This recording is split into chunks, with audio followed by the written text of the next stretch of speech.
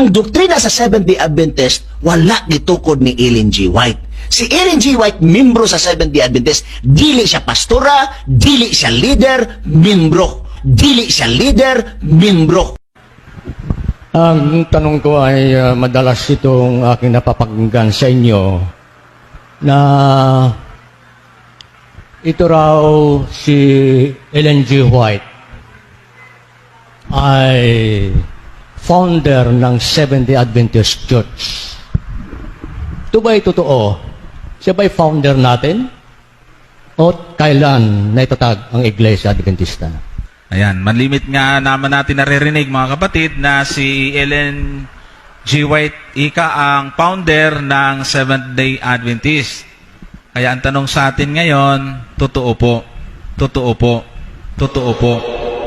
Ganito po yan mga kapatid. Ang tawag po kay Ellen White sa ating mga libro, katulad po ng ating book na What People Need to Know na kinapapalooban din ng ating fundamental beliefs ay co-founder.